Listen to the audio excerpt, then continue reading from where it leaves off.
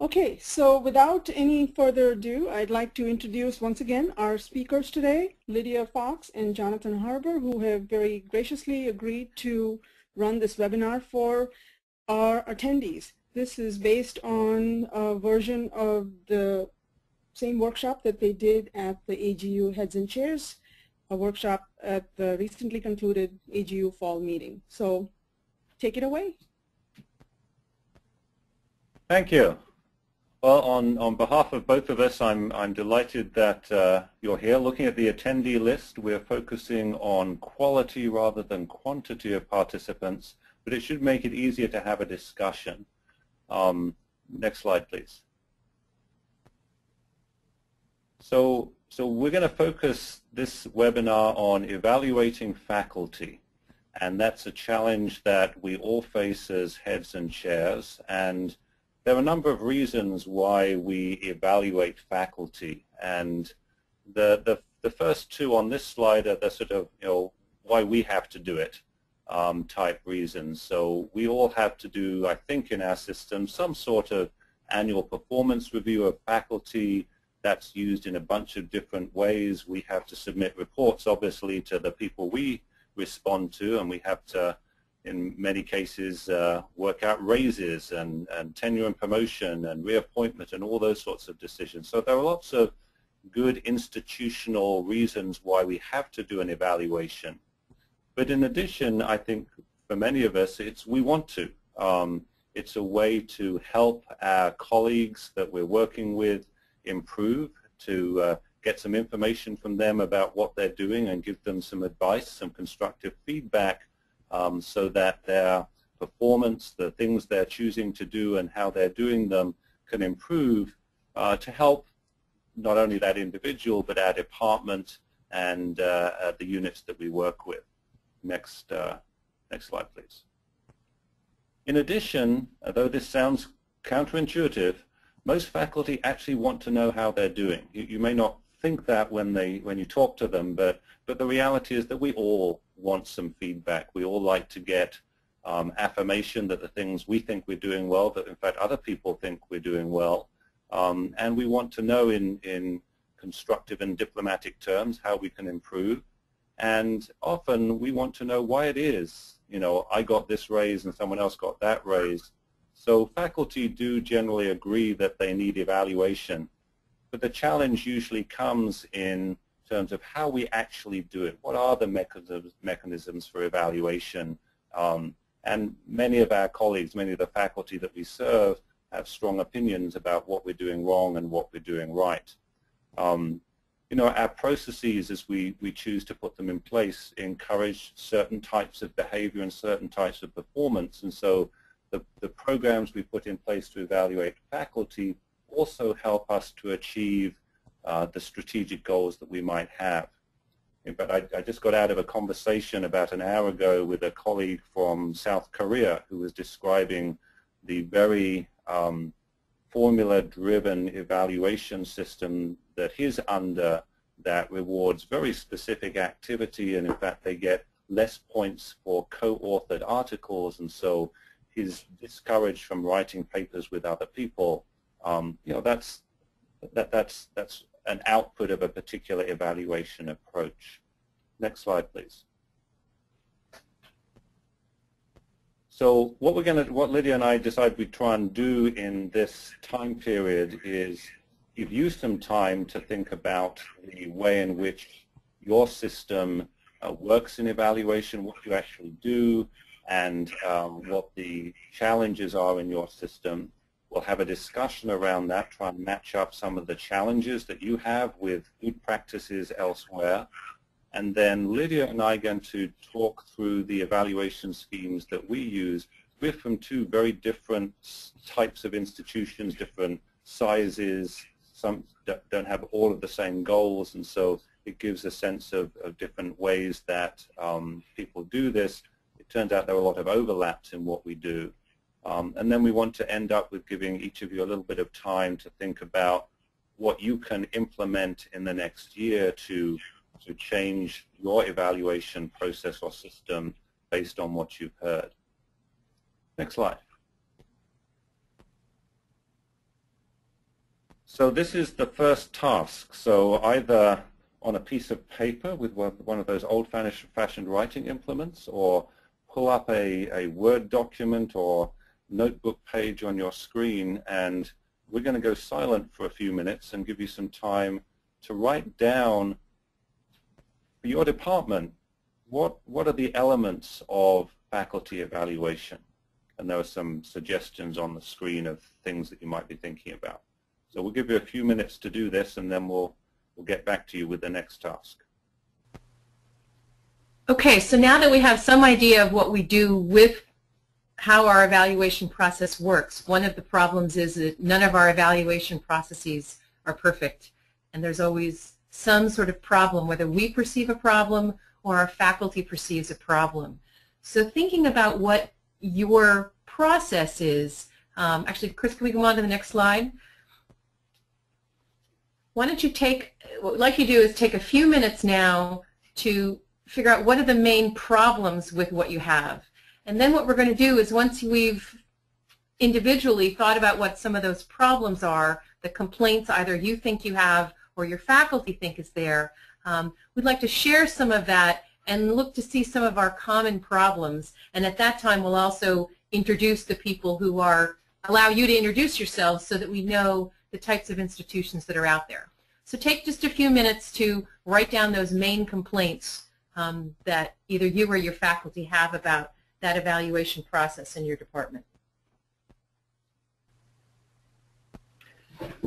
Okay, so what we'd like to do, and obviously it's a lot easier if we can all see each other's faces and have a group discussion, but we'd like to hear from you to sort of see what are some of those some of the issues that have arisen related to faculty evaluation.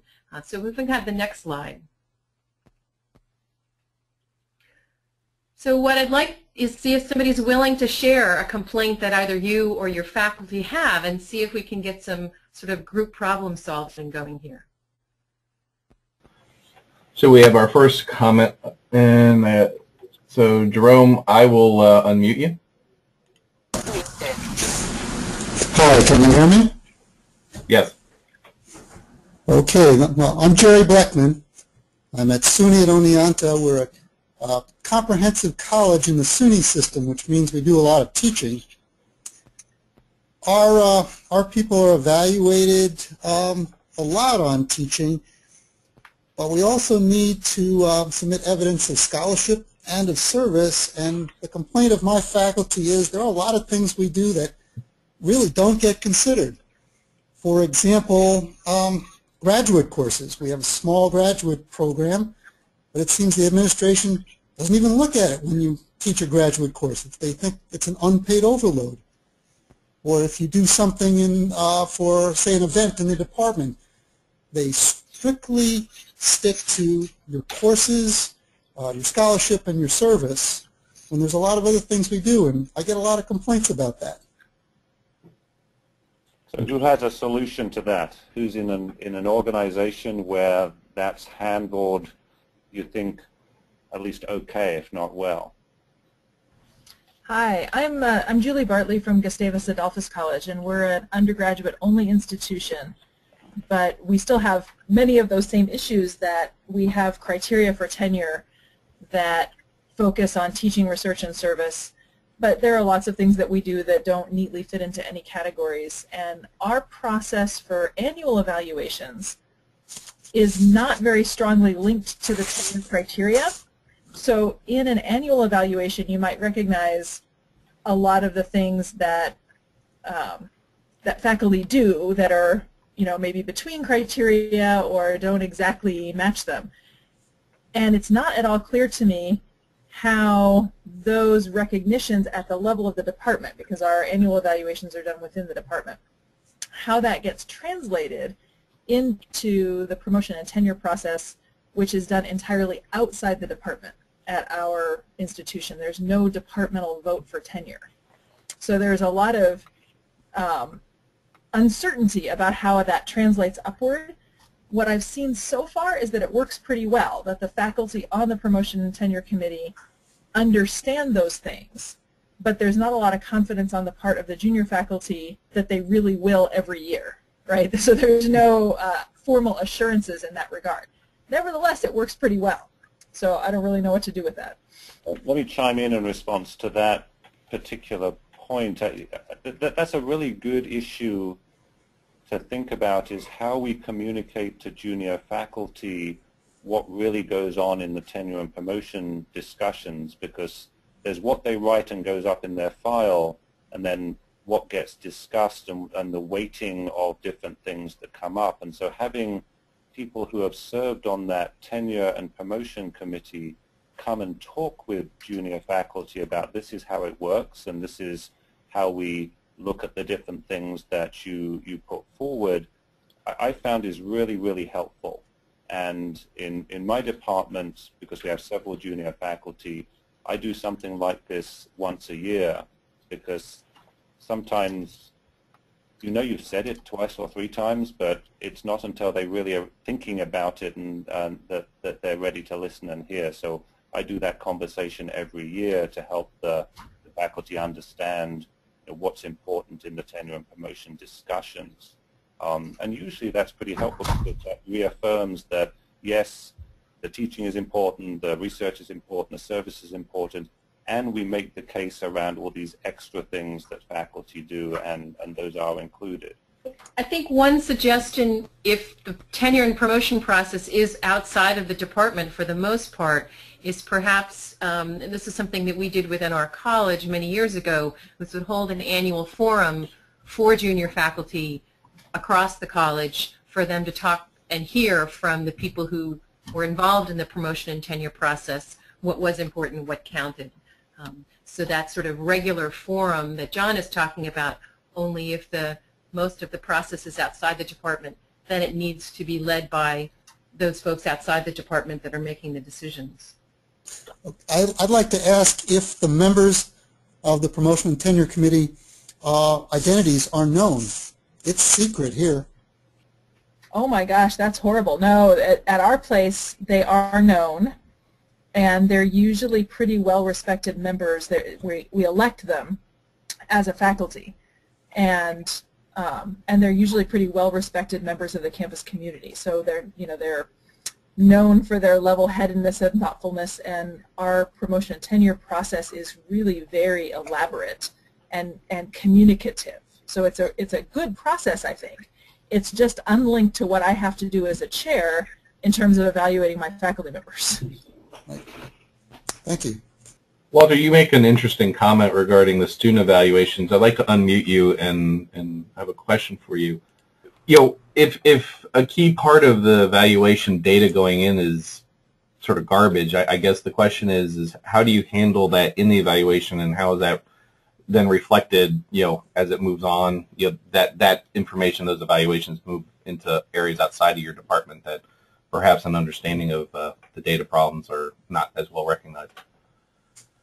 Okay, Walter Borowski, Eastern Kentucky University here. Can you hear me? Yes. Oh, very good. Yeah, it turns out that our student evaluations are very important to us, of course, but also they can be unsubstantive. They really ask deep questions of the students, and many times the students can't really don't have the wherewithal to actually evaluate a course. They can evaluate professor behaviors, which are both good and bad, which is what I think student evaluations should stick to. They're basically mostly objective rather than subjective. And I'm sorry, I've lost the track of your original question. Well, so I mean, how do you end up handling basically the concerns about that part of the input into the evaluation, and then say if the evaluation or that kind of context, moves on into upper administration or use promotion, tenure, or any of these other kinds of things when it's Thank you for reminding me. Yes, so we have two things, two basic different kinds of documentation for our student evaluations, of course, for our courses. And one is the direct student evaluation. The other one is also a portfolio, a teaching portfolio, which we put together.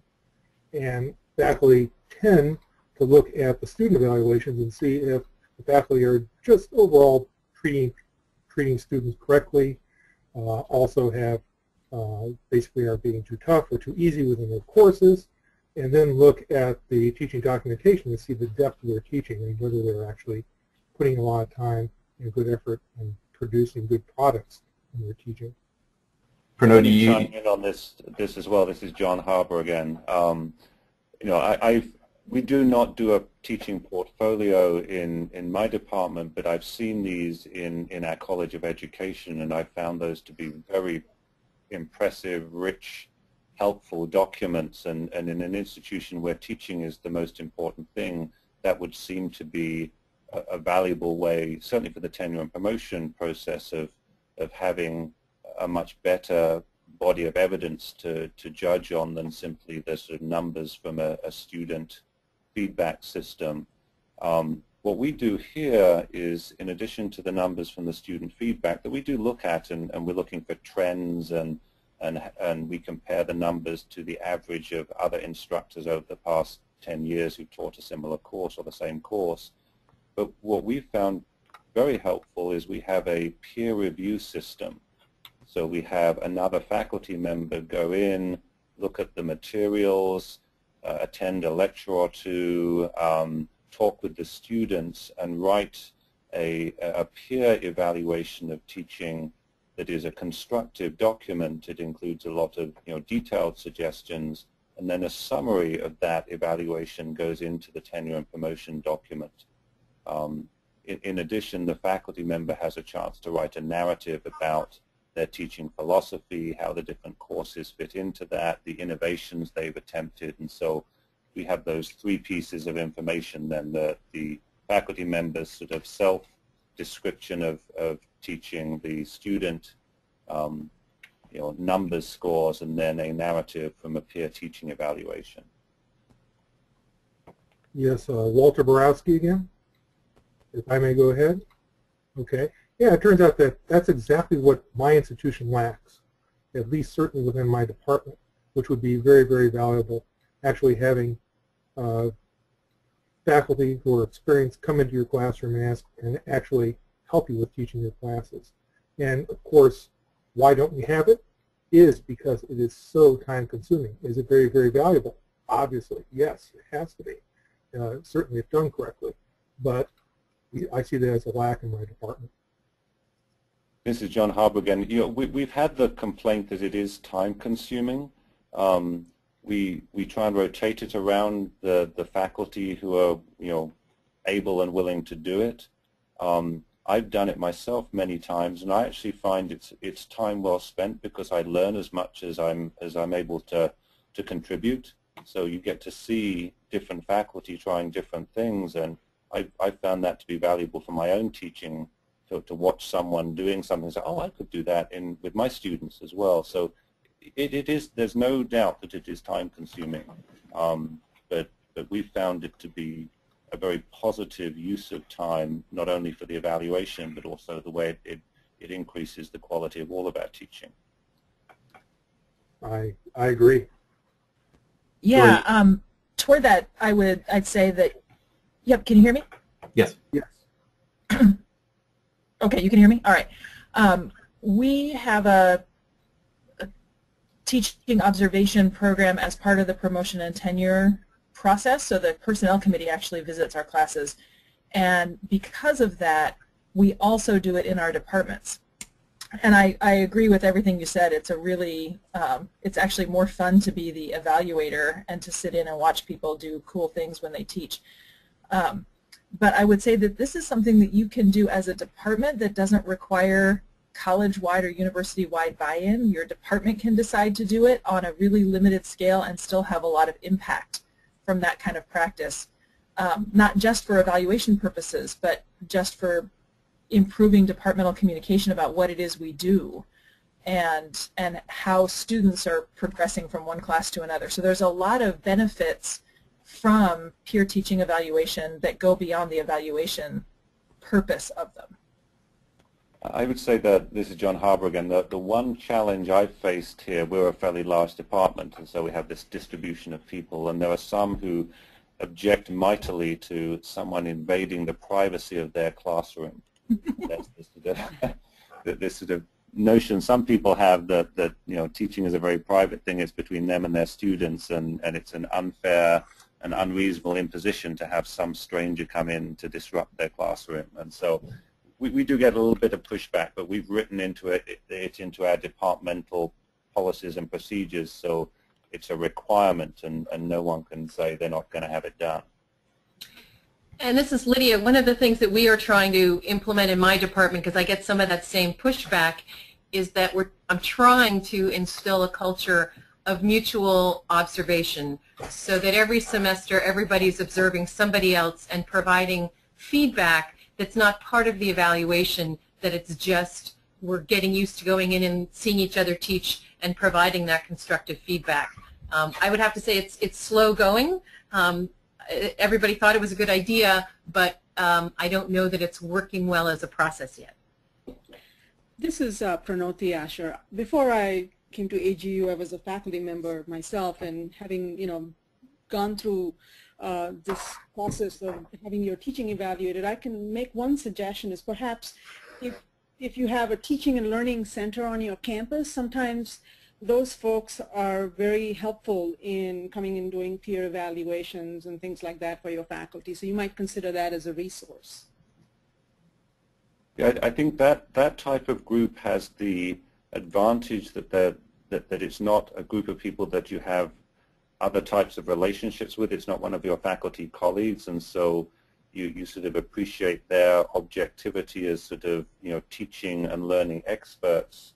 Occasionally you wonder if they understand the discipline, the content, the uniqueness of what we're trying to do. So once in a while there's some things that they say that don't sort of match the culture of the disciplines, but yeah, I found it's been very helpful to have them involved, and they teach workshops on our campus, and so I encourage all of our faculty to go to those, and I've taken them all myself. So it's a good relationship to have if you have such a center on your campus.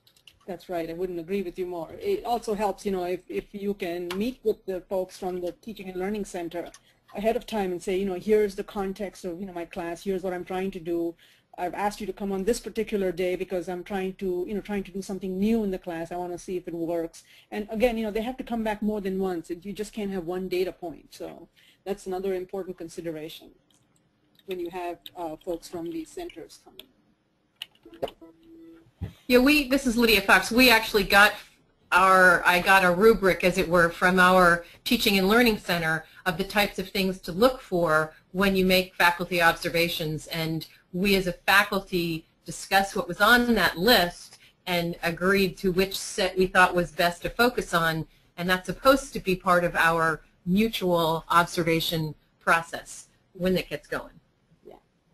Yeah, I was going to do exactly the same thing. I'm looking at the clock, and so Lydia and I are going to briefly describe the evaluation processes in our two departments, and then we'll have some time at the end for additional questions and discussions. So let's go to the next slide. And the next slide. So I'm going to go first. This is Jon Harbour again. I'm at Purdue University. We're a part of a science college. Despite the name, we're the state land grant for Indiana. We're a research-intensive department. More than half of our budget comes from outside research funding. We have the full range of educational missions. We have 40 faculty, only a couple of hundred grads and undergraduate majors, but we do a lot of service courses as well. Next slide. The evaluation process in our department, the sort of core of it is the annual report, and so each year every faculty member has to complete an annual report, and a few years ago we moved to basing that on the tenure and promotion document. And the reason we did that is that it helps the faculty, the assistant professors and associate professors to develop their document for tenure and promotion over many years, so there's no surprises, and if there's a section of the TMP document that they have nothing in, that we have several years for them to work on recognizing that that's a blank and counseling them that those big blanks are not good for them, and so it's been very helpful for us in terms of the tenure and promotion process to have the annual report mirror that. It provides a consistent message. In addition, we add a few extra questions that aren't on the tenure and promotion document, things that we're trying to do strategically in our department, and there's an example given up on the slide. We use the annual report in a variety of ways. The head does a performance evaluation. We have something called Professional Affairs Committee that does evaluation and counseling, and it's also used in our merit raise process. So this is a very important document for the faculty, and most of them put a fair amount of effort into doing this. Next slide, please. Our merit raise process, so we actually have pay raises here on a reasonably regular basis. They may not be very large, but we actually get some.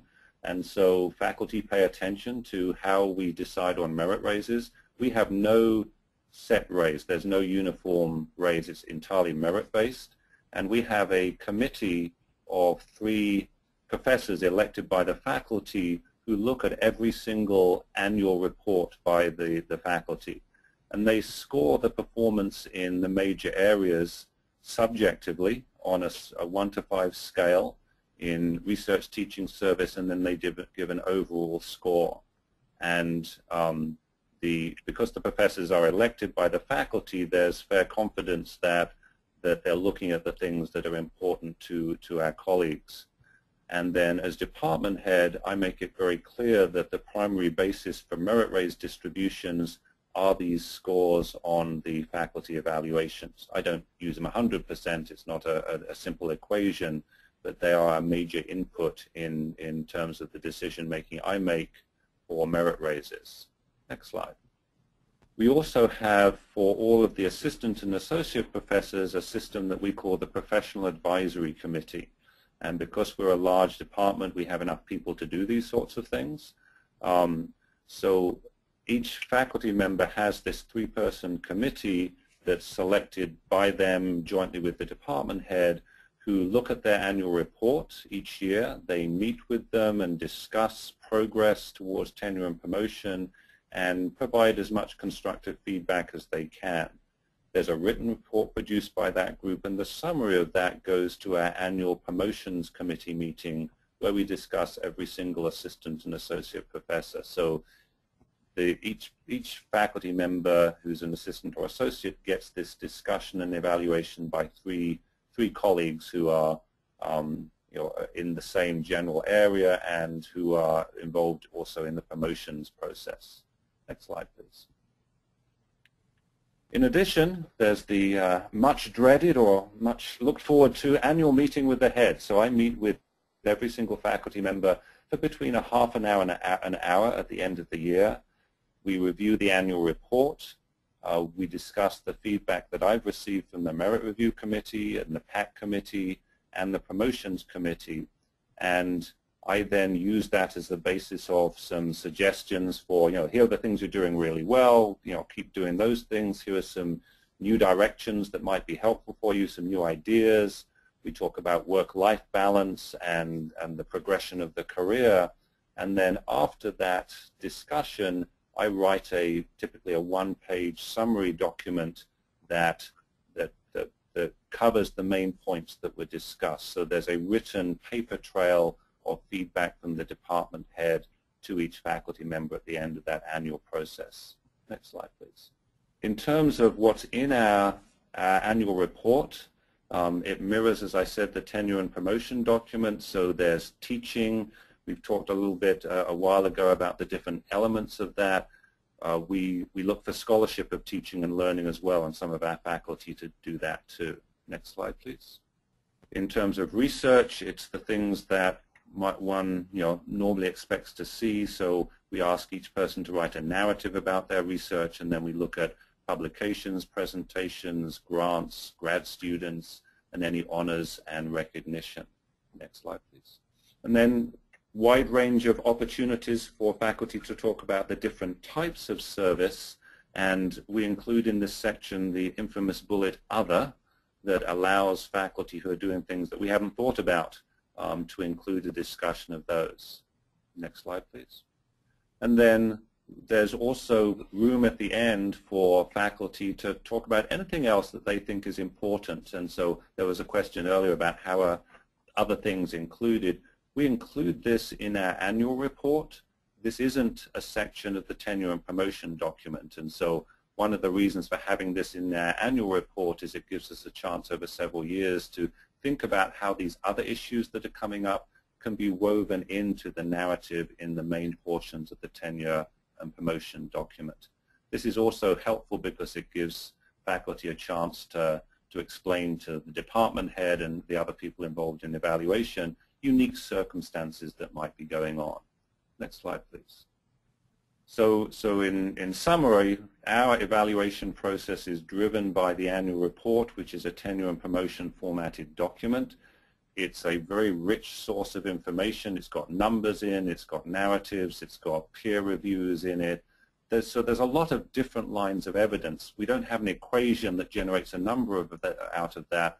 Rather, we have a fairly extensive review and feedback system that includes a professional affairs committee, so that's 3 faculty members selected by the person being evaluated and the department head, the merit raise committee, which is elected by the faculty, the promotions committee, which is all of the full professors and associate professors, and the department head. And then there's a written record of that and a lot of performance counseling. Next slide, please. Okay, so I'm going to describe our process, which is at a vastly different scale. The Department of Earth and Environmental Sciences at University of the Pacific is part of the liberal arts college within what is a comprehensive university, although I think by Carnegie classification we're a research institution. We have a law school, a dental school, a pharmacy school, engineering education, probably 9 schools and colleges. There are several graduate programs across the university, but my department is undergraduate only. And there are 4 faculty, so we don't have the opportunity for multiple committees. And I would also say complicated by half of my faculty is a couple, and so they can't be involved in the evaluation process of each other. And then across that we have about 36 majors. Next slide, please. So our annual report has a similar format to Purdue, and we do, it is looking at the various areas that are evaluated in the promotion and tenure process. So although the report format is designed by the dean, but faculty do self-report on their areas of teaching, research, service, and other. I would say one other difference is that publications related to the scholarship of teaching and learning would most likely be counted in the research area in addition to disciplinary research. And then faculty are asked to, in a narrative form, sort of highlight those areas in their report, the areas that they are most proud of in regards to teaching, research, and service, so that those things get extra scrutiny, as it were. Then as the department chair, I take in the annual reports, I make classroom observations, and then I do an evaluation based on all of that information, student evaluations, my classroom observation, and the faculty members' report. And I write a report that discusses both the successes and the challenges as I see them. The dean is pretty insistent that there's nobody who's perfect and that we can all benefit from feedback that is both, well, that's constructive in any way, but that points out areas of improvement as well as areas of celebration. Then after I write my report, I meet with each faculty member. We review the report, excuse me, and then we, then I meet with the dean, and we get to, the dean decides all merit raises, so it's not a matter for the chair, although the dean is doing that in consultation with the department chairs and their evaluation letters. So it's a much different scale, and most of it falls onto the chair rather than having committees to provide that kind of feedback. So now what we'd like you to do is thinking about perhaps what you've heard here and what you've sort of seen in our 2 very similar but also very different in scale processes, maybe think about some of the changes that you might make to your faculty evaluation system and how they might then solve some of the challenges that you thought about earlier. Hello, Walter Borowski again. There are many good ideas about a more comprehensive assay of the success of an evaluation of professors. But I guess my main question is it's hard to get my faculty interested and to buy into this kind of more comprehensive evaluation. And perhaps people have suggestions about how to actually get your faculty on board with some of these changes. I think, Lydia, it was you that mentioned it. You had some success, but not entirely. Over. I didn't hear that last part of it. I'm sorry. Oh, I'm sorry. I said you mentioned that you had some success in getting some of your faculty peer evaluations going. Well, we've agreed on what we should be looking for with each other, and it's just a matter of formalizing. We're all busy. We all teach a lot. We all have a lot of undergraduate research going on. So it's just a matter of formalizing when we go into each other's classes and getting that discussion going. And that's where we've been slow. We've sort of agreed on what we should look at, but we haven't gotten the formal procedure going yet. Right. And until that happens, you haven't really accomplished it. Right. And I might get, and similarly, I might get my faculty to agree on these things, but actually having people do it is quite another thing. And perhaps you can't answer me yet because you haven't quite done it yet. There is the aspect of herding cats, and we can agree that something's a good idea, and I can't force anybody to do it. You know, each of our departments has different sort of cultures and climates and atmospheres, and one of the things that seems to have worked reasonably well for us is that, you know, we'll discuss these things in a faculty meeting, we'll agree that in principle it's a good thing to do, and then I'll get, you know, we'll get started on it, and I'll try and get some sort of outside recognition for doing it, so getting the dean to tell us what a wonderful thing this is and get other departments to adopt it. And so we've tried to develop this culture that we're always on the cutting edge of new improvements. And at least on our campus, we can often get small amounts of money to help with implementing those sorts of things. And so finding some way to structure maybe a deal with your dean that, or we want to encourage faculty to do this, how can we put a small carrot out there to sort of just move the process forward?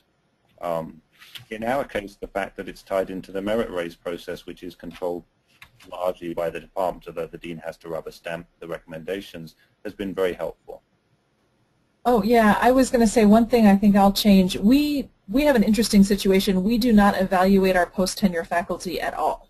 We have no merit raises, and there is no evaluation process for our post-tenure faculty, which takes them kind of out of the loop, right? Unless they're actually involved in evaluating a junior faculty member, they're sort of separate from this whole process. So I think what I'm going to try next semester, because we only have 3 faculty members, my senior faculty member is in principle willing to participate in all of this, but he hasn't actually done it yet. So I think what I'm going to do is encourage my entire department to kind of round robin visit each other's classrooms, using it as part of the annual report for my untenured faculty member, but with the hope that my tenured faculty member will become more excited about teaching, which is something that he himself needs to develop, and I think it, you know, hopefully to help the climate in our department a little bit.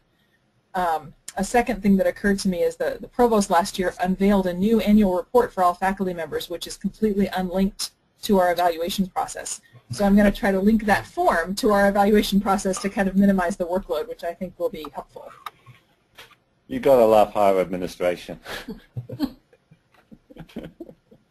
So just remember that lesson, you know, when you become one of those people, you know, connecting back to department heads and their processes is really, really important. Yeah, it was definitely not considered when the fancy new form was unveiled. John, did you want to continue, or Lydia? Yeah, so this is just the sort of wrap up. I mean, this is the the reason that you all signed up to come to this webinar is you already know this, and that's that the design and implementation of these evaluation schemes is really important. And I think it's part of what we try and do to create a climate for success through positive change in our units. And although, you know, we can get overwhelmed with some of the details of the evaluation and the paperwork, it's something I think of as one of the most important things that we do for our colleagues, is to help their success through the evaluation process. And sometimes there's money involved too, which helps. Next slide, please. So that's the end of the formal presentation. If you have time for more discussion, I think, you know, we can spend a few more minutes doing this, or we can all move on to doing other important things in our lives.